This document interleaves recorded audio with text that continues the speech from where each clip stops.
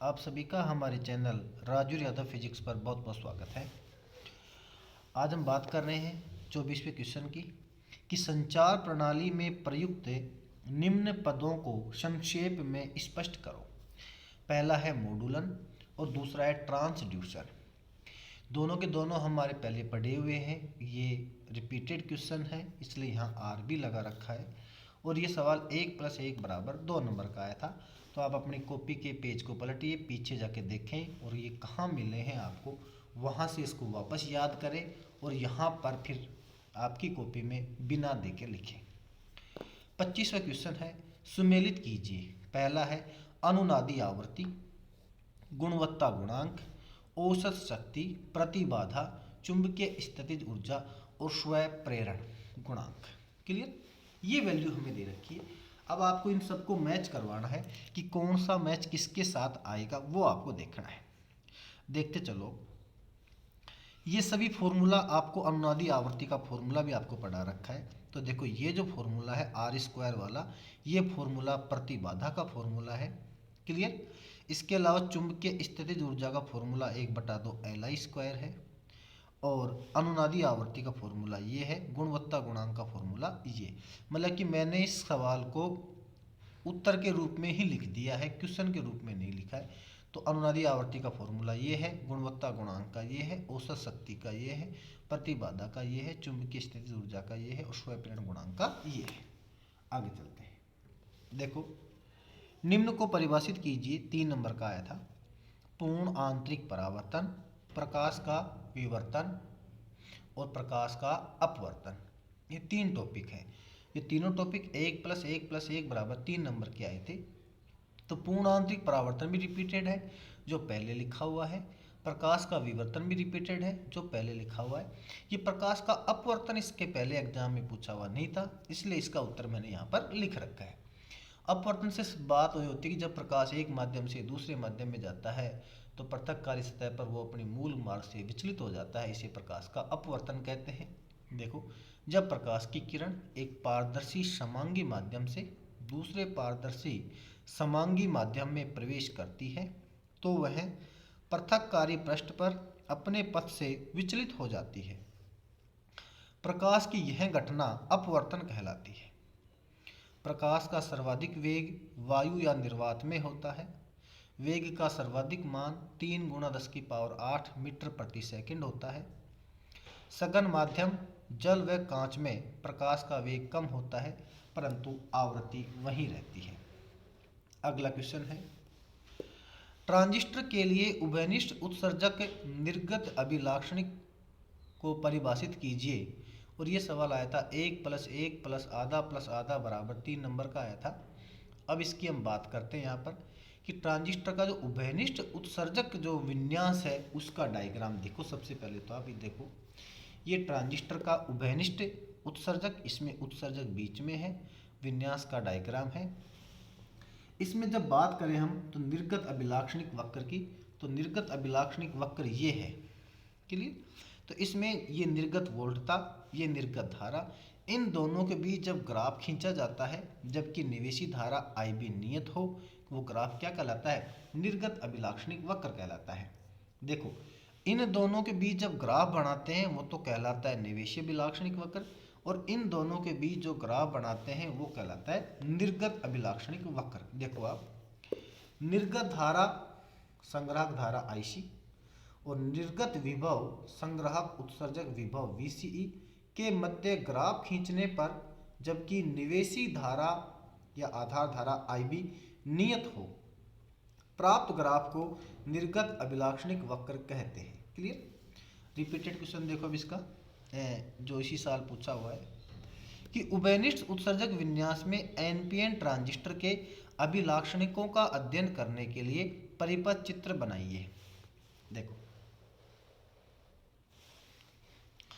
ये ट्रांजिस्टर है, NPN transistor है, जिसमें ये संग्राहक C है, आधार B है और उत्सर्जक A है। क्लियर? अब यहाँ मैं बात करूँ तो आधार धारा IB को मापने के लिए एक माइक्रो एमीटर श्रेणी क्रम में और आधार उत्सर्जक वोल्टता VBE को मापने के लिए एक वोल्टमीटर समांतर क्रम में जोड़ा जाता है। निवेशी परिपथ में ये बैटरी VBB लगी रहती है, ठीक है, जिसके ऊपर ये तीर का निशान लगा हुआ है, इसका मतलब ये धारा नियंत्रक के साथ लगी हुई है। इसी प्रकार निर्गत परिपथ में संग्राहक धारा IC को मापने के लिए मिली एमीटर श्रेणी क्रम में लगाते हैं और संग्राहक उत्सर्जक वोल्टता VCE को मापने के लिए एक वोल्टमीटर समांतर क्रम में लगाते हैं। साथ में यहाँ निर्गत परिपथ में एक बैटरी VCC धारा नियंत्रक के साथ अटैच रहती है। इसके बाद देखें, ट्रांजिस्टर के उत्सर्जक आधार एवं संग्राहक क्षेत्रों में से कौन सा खंड कैपिटल A आकार की दृष्टि में सबसे बड़ा और B सबसे अधिक अपमिश्रित है। मतलब सबसे बड़ा तो है बेटा संग्राहक, आपको बताया उस टाइम मैंने, और सबसे ज़्यादा अशुद्धि होती है उत्सर्जक में। तो आकार की दृष्टि में सबसे बड़ा तो संग्राहक है और सबसे अधिक अपमिश्रित है उत्सर्जक। इसके अथवा में क्वेश्चन आया था, वो है दिष्टकरण को परिभाषित कीजिए। 1 + 1 + 1 = 3 नंबर का आया था। दूसरा है पूर्ण तरंग दिष्टकारी का परिपथ चित्र बनाइए। ये भी आपको रिपीटेड, दोनों क्वेश्चन रिपीटेड है जो आपको पहले मिल जाएंगे। अगला क्वेश्चन, दिए गए ऊर्जा बैंड चित्र में संबंधित अर्धचालक है N प्रकार का है कि P प्रकार का है या फिर नैज अर्धचालक है। ये डायग्राम देखो आप, संयोजी बैंड है, ये चालन बैंड है, ये EV संयोजी बैंड की ऊर्जा को रिप्रेजेंट कर रहा है, EC चालन बैंड की ऊर्जा को रिप्रेजेंट कर रहा है और EG इन दोनों बैंडों के बीच के ऊर्जा अंतराल को रिप्रेजेंट कर रहा है। अशुद्धि ऊर्जा का स्तर क्या है वो देखो आप, कि यहाँ पर ये जो चल रहा है डॉट डॉट टाइप से, मतलब कि अगर आपके पास ये जो चालन बैंड है इसके पास में ये डॉटेड लाइन है ऊपर वाले चालन बैंड के पास, तो आप कह सकते हो कि ये N प्रकार का है। ऐसे याद रखोगे आप। P प्रकार के वाले में आप देखो भाई N प्रकार का क्यों है, इसका मतलब N प्रकार का है, इसका मतलब इसमें इलेक्ट्रॉन पाए जाते हैं, इसका मतलब नीचे की इस ज़्यादा जगह में इलेक्ट्रॉन है, ऐसे समझ सकते हो आप। P प्रकार के लिए ये जो डॉटेड लाइन है ना, वो नीचे वाली लाइन EV के लगभग यहाँ डॉटेड रहेगी, तो वो कहलाएगा P प्रकार का। और नैज के लिए इन दोनों के बिल्कुल बीच में ये नैज की डॉटेड लाइन रहेगी, तो वो नैज अर्धचालक होता है। तो इस प्रकार से आप, मैं फिर रिपीट कर रहा हूँ मेरी बात को, अगर ये N प्रकार का अर्धचालक है तब तो डॉटेड लाइन चालन बैंड के नज़दीक रहेगी, और अगर ये P प्रकार का अर्धचालक है तो ये डॉटेड लाइन किसके नज़दीक रहेगी, संयोजी बैंड के नज़दीक रहेगी। और अगर ये नैज अर्धचालक है तो ये डॉटेड लाइन दोनों के बीचों बीच रहेगी। क्लियर? आगे देखो, 28वां का A भाग है, वैद्युत द्विध्रुव के विषुवतीय तल पर स्थित किसी बिंदु पर द्विध्रुव के कारण उत्पन्न विद्युत क्षेत्र की व्युत्पत्ति कीजिए और आवश्यक चित्र बनाइए। 2.5 + आधा + आधा बराबर 4 नंबर का सवाल था। मतलब कि विद्युत द्विध्रुव का अब तक तो अक्ष वाला टॉपिक ही आया करता था, लेकिन इस बार विषुवतीय तल वाला, विषुवतीय तल का मतलब निरक्ष वाला जो टॉपिक है वो आया है। तो माना एक विद्युत द्विध्रुव कैपिटल AB है जिसके A तथा B बिंदु पर क्रमशः माइनस का Q तथा प्लस का Q आवेश है। माना द्विध्रुव का मध्य बिंदु O है। बिंदु O से द्विध्रुव की निरक्ष रेखा पर एक बिंदु P स्थित है जिस पर हमें विद्युत क्षेत्र की वैल्यू को फाइंड आउट करना है। देखो अब इसको यहाँ पर, ये प्लस का Q और ये माइनस का Q दो चार्ज हैं। ये इसका सेंटर O है जो इन दोनों के बीच की दूरी D है। इस O से R दूरी पर ये कोई बिंदु P है जो द्विध्रुव के निरक्ष पर उपस्थित है, जिस पर उपस्थित विद्युत क्षेत्र की वैल्यू को हमें फाइंड आउट करना है, ज्ञात करना है। आप देख रहे हो कि प्लस का Q चार्ज है, यहाँ से बल रेखा U निकलती है, P से होकर मान लीजिए ये जा रही है E वेक्टर। तो इसके दो घटक रहेंगे, एक ये वाला E साइन थीटा और एक ये वाला E कोस थीटा। इसी प्रकार जो माइनस का Q आवेश है, इसकी वजह से यहाँ विद्युत क्षेत्र की तीव्रता E वेक्टर नीचे की ओर है। इसके भी दो घटक रहेंगे, एक तो ऊपर नीचे रहेगा E साइन थीटा और एक ये रहेगा E कोस थीटा। तो हम देख रहे हैं कि E साइन ऊपर भी है, E साइन नीचे भी है, दोनों एक दूसरे को निरस्त कर देते हैं और बिंदु P पर जो परिणामी तीव्रता रहेगी वो ई कोस प्लस ई कोस थीटा के बराबर रहेगी। साथ में आपने देखा कि PA और PB ये जो दूरी है इसको मैं L मान रहा हूँ थोड़ी देर के लिए। तो बिंदु P पर परिणामी विद्युत क्षेत्र के लिए मैंने EP बराबर लिखा ई कोस थीटा प्लस ई कोस थीटा बराबर 2E कोस थीटा। चूंकि E बराबर KQ अपॉन L स्क्वायर होता है, साथ में कोस थीटा बराबर, अगर ये कोण थीटा है, अगर ये कोण क्या है बेटा थीटा है, तो कोस थीटा क्या हो जाएगा आधार बटा कर्ण। तो आधार तो हो गया यहाँ से यहाँ तक का जो D/2 कहलाएगा, और कर्ण है आपका यहाँ से यहाँ तक का जो L कहलाएगा। तो कोस थीटा बराबर D/2 बटे L या D/2L, या EP बराबर हो जाएगा 2 का 2, E की जगह KQ अपॉन L स्क्वायर और कोस थीटा की जगह D/2L। सोल्व करें तो KQD अपॉन L की पावर 3। चूंकि L स्क्वायर बराबर क्या होता है R square plus D square बटे 4 होता है। भाई L स्क्वायर यहाँ से यहाँ तक की दूरी L है, ये दूरी D/2 है तो D स्क्वायर बटे 4 हो जाएगी, और ये दूरी यहाँ से यहाँ तक की R है तो R स्क्वायर हो जाएगी।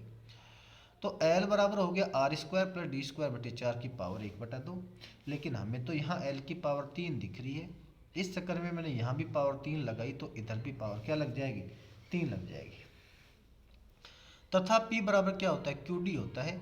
ये सारी वैल्यू इसमें रख दो तो EP बराबर हो गया KP upon R square plus D square बटे 4 की पावर 3/2।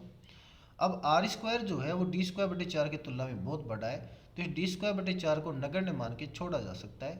तो EP बराबर हो जाएगा KP अपॉन R स्क्वायर की पावर 3/2, 2 से 2 कट जाएगा तो R स्क्वायर की पावर 3 हो गया है। सदिश रूप में अगर इसको लिखे तो EP वेक्टर बराबर माइनस का KP वेक्टर अपॉन R की पावर 3। अगला B भाग है इसका, वो देखो। 1 सेमी त्रिज्या के गोलाकार गाउसीय पृष्ठ के अंदर प्लस माइनस का 1 माइक्रोकूलम आवेश का विद्युत द्विध्रुव स्थित है। गाउसीय पृष्ठ से निर्गत विद्युत फ्लक्स का मान लिखिए। देखो किसी भी गाउसीय पृष्ठ में अगर द्विध्रुव स्थित है तो उससे कोई फ्लक्स नहीं निकलेगा, ये बात आप अच्छे से याद कर ले, क्योंकि विद्युत द्विध्रुव होता है तो जितना प्लस होता है उतना माइनस होता है, इसलिए उसमें कुल आवेश का मान 0 हो जाता है, और कुल आवेश के 0 होते ही फाई बराबर समेशन Q बटे एप्सिलॉन 0 जो कि गाउस का नियम है उसके अकॉर्डिंग ये फाई का मान 0 हो जाता है, अर्थात कोई फ्लक्स न घुसेगा न निकलेगा। गाउसीय पृष्ठ में स्थित विद्युत द्विध्रुव के स्थित होने से पृष्ठ में उपस्थित कुल आवेश शून्य होगा, जिसके कारण गाउसीय पृष्ठ से निर्गत विद्युत फ्लक्स का मान शून्य होगा। आगे चलिए, सी भाग है इसका। 10 सेमी त्रिज्या के आवेशित गोलीय कोश की सतह पर 10 वोल्ट विभव है। इसके केंद्र से 5 सेमी दूर विभव का मान ज्ञात कीजिए। क्लियर। अब हम बात करते हैं इसकी, ध्यान से देखना कि 10 सेमी त्रिज्या का आवेशित गोलीय कोश है। गोलीय कोश का मतलब खोखला गोला होता है, और त्रिज्या इसकी 10 सेमी है, और इस पर 10 वोल्ट का विभव है। पोटेंशियल कितना है बेटा 10 वोल्ट का विभव है। तो चूंकि खोखला जो गोला होता है ना उसके अंदर कोई विद्युत क्षेत्र नहीं होता है, या विद्युत क्षेत्र का मान शून्य होता है, लेकिन विद्युत विभव का मान शून्य नहीं होता। विद्युत विभव का मान सतह के समान ही होता है। ये देखो आप, गोलीय कोश के अंदर विद्युत विभव का मान उसके पृष्ठ पर विभव के मान के बराबर होता है, इसलिए गोलीय कोश के अंदर विद्युत विभव 10 वोल्ट ही रहेगा। मतलब अगर ये विद्युत क्षेत्र पूछता ना तब तो उत्तर 0 होता, 0 न्यूटन प्रति कूलम होता, पर वोल्टेज पूछ रहा है तो वोल्टेज सतह के समान ही होती है। अथवा में एक और क्वेश्चन आया था, वो देखो अब आप। संधारित्रों के श्रेणी संयोजन में तुल्य धारिता के लिए संबंध प्राप्त कीजिए और परिपथ चित्र बनाइए। क्लियर। और ये 2 से 1/2 प्लस 1/2 1/2 1/2 बराबर 4 नंबर का सवाल आया था। तो ये टॉपिक श्रेणीक्रम संयोजन संधारित्रों का आपको पढ़ा रखा है, रिपीटेड है, पहले आपको मिल जाएगा। और इसका जो सेकंड भाग है वो हम यहाँ पर देख लेते हैं। न्यूमेरिकल है ये न्यूमेरिकल क्या कह रहा है कि 10 संधारित्र प्रत्येक की धारिता 10 माइक्रोफैरड है। इसका मतलब श्रेणी क्रम में जोड़े गए। पहले तो श्रेणी क्रम में जब जोड़ते हैं तो 1/CS बराबर 1/C1 plus 1/C2 dot 1/C10 होता है। तो 1/CS बराबर हो जाएगा 1/10 प्लस 1/10 प्लस डॉट 1/10 बराबर 10/10 बराबर 1 हो जाएगा।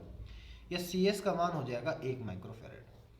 समांतर क्रम संयोजन की बात करें तो सीधा फॉर्मूला होता है समांतर क्रम का, और इस वजह से ये इसको जब जोड़ देते हैं हम तो ये हो गया 100 माइक्रोफेरेड।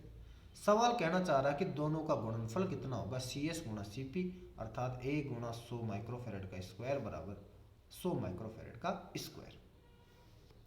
क्लियर।